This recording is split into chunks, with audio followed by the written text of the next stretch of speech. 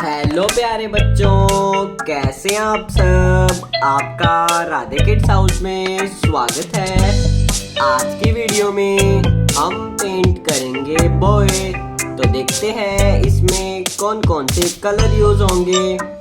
baby pink colour, black colour, red colour, blue colour, light green colour,